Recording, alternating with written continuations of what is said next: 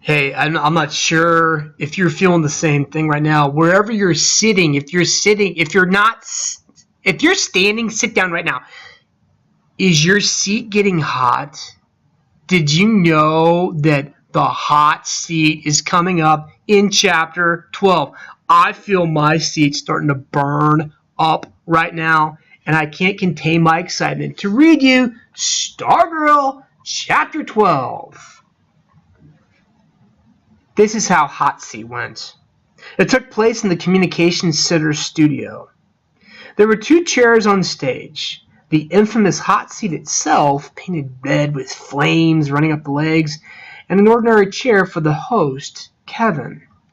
Off to the side were two rows of 6 chairs each, the second row higher than the first. This was where the jury sat. It was a jury in name only. The 12 members did not vote or render a verdict. Their job was to ask questions to give the hot seat its heat. Ticklish questions, embarrassing questions, nosy questions. But not mean or hurtful questions. The idea was to make the subject squirm, not roast. In the spirit of mock inquisition, we called the subject the victim. And why would we want anyone else to be the victim? The lure of TV. The chance to confess or lie before a camera and before peers instead of parents. But I doubted the usual reasons applied to Stargirl.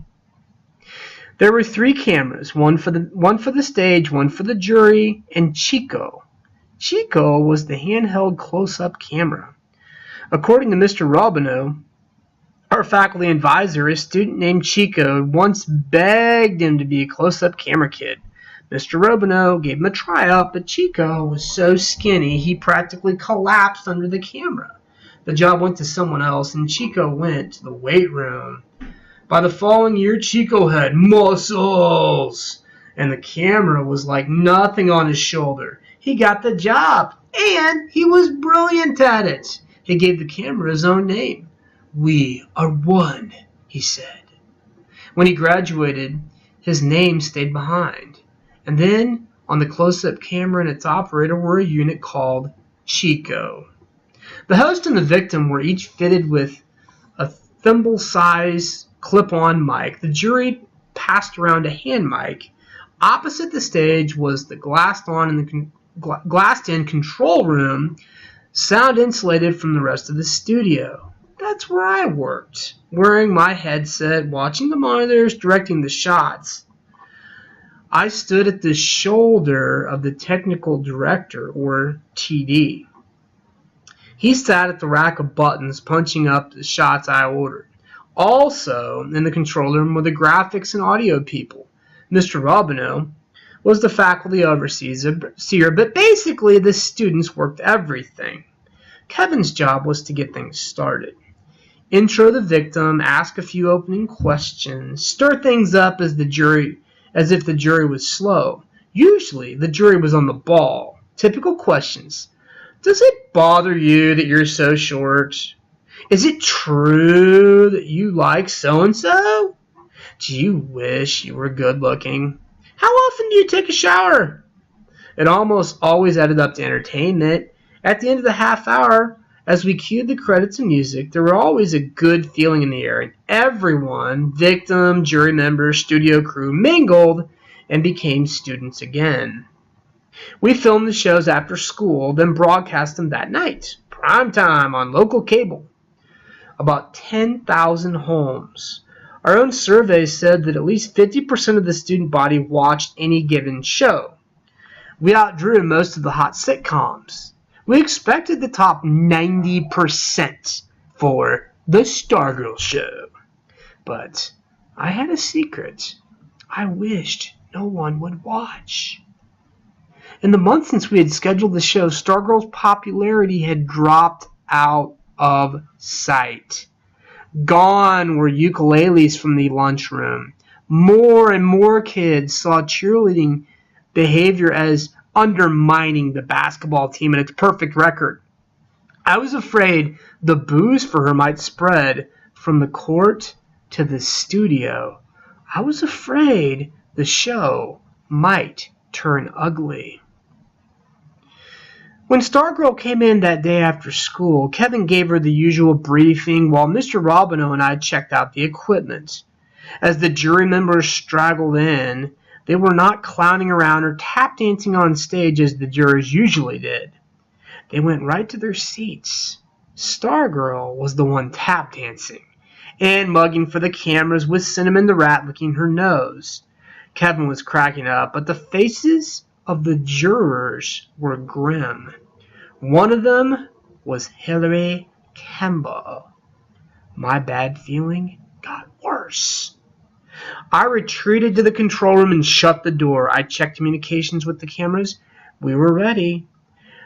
Kevin and Stargirl took their seats.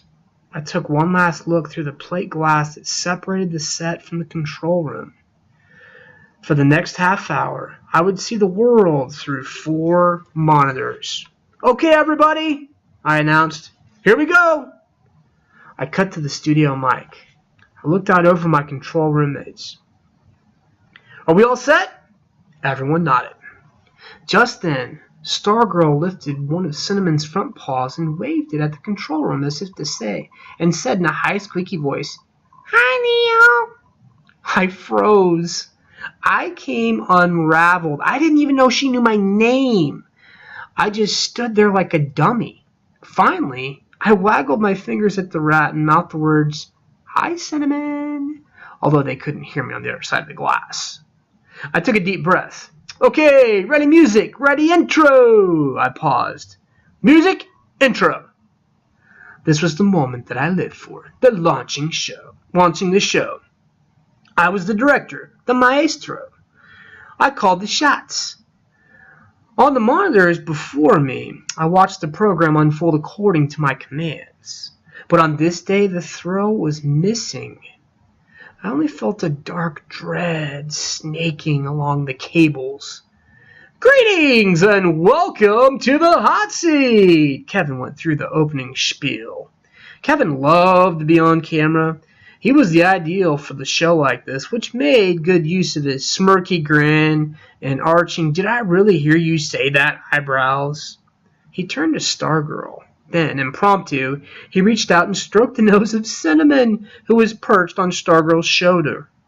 "Want to hold him?" she said. Kevin gave the camera a "should I look?" "Sure," he said. "Ready, Chico, rat," I said into the headset mic.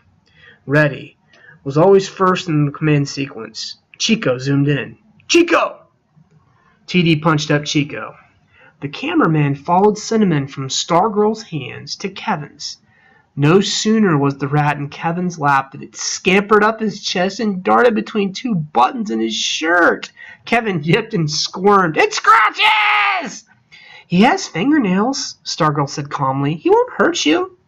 Chico nailed Cinnamon, poking his head out from beneath 2 buttons.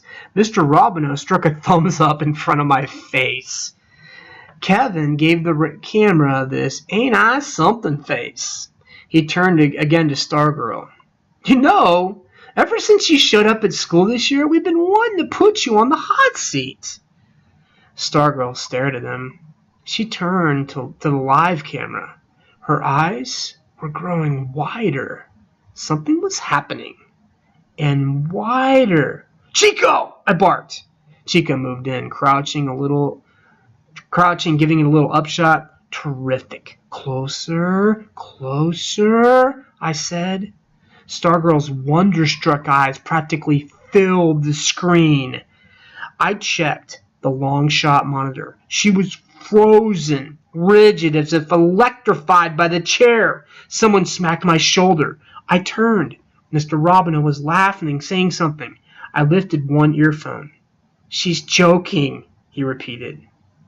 And suddenly I saw she was taking hot seat literally. She was milking it for all it was worth, and judging from the blank stares of Kevin and the jury, Mr. Robino and I were the only ones who got the joke.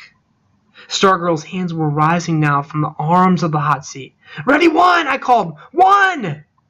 Camera 1, not there at first, but getting it now, the long shot nailing her as her hands came off the chair, fingers spread wide. You could almost see her fingertips smoking. "Hold it," I prayed, "hold it." As her horrified eyes swung down on either side of the chair, the hot seat saw the painted flames. Yikes! Her screen bent instrument dials like palms in a hurricane. The rat leaped from Kevin's shirt. The TV image quaked as my camera 1 man flinched, but he recovered and caught her standing now on the front edge of the stage, bending over with the rear end of the camera flapping her hand behind her, fanning her smoking fanny. Finally, Kevin got it. He went nuts. "One, pull back. Get it, Kevin. Ready, one." Kevin was doubled up, tipping out of his chair, his knees on the stage. His laughter flooded the control room. The rat ran over his hands and hopped on a single stage step. "The rat!" I yelled. "Two, get the rat!" But Two couldn't get the rat because the rat was nosing around Two's feet, and Two was bolting from his camera. "Chico, rat!" Chico dived. He was flat on the floor, feeding the live screen a brilliant shot of the rat heading over to the jury members scrambling, taking off, climbing into their seats. Forget the readies. Things were happening too fast. Cameras were dancing, feeding the monitors. I barked commands. TD was punching his button rack like some hard rock keyboarder. Stargirl's pantomime remains the best I have ever seen. Mr. Robino kept squeezing my shoulder. As he said later, it was the greatest moment in hot seat history. But because of what followed, no audience would ever see it. No way! This is like the best hot seat ever? Are you saying that chapter 13, something's going to go bad on hot seat? Is that a little foreshadowing I see there at the end of chapter 12? Little hints, little clue that something might happen. Hey, go back into chapter 12. The word of the day is foreshadowing. Do you see Leo? What is Leo saying about Stargirl being there on hot seat? Does he feel good or bad about it? He feels awful. Multiple times he's saying, I don't think this is going to go well.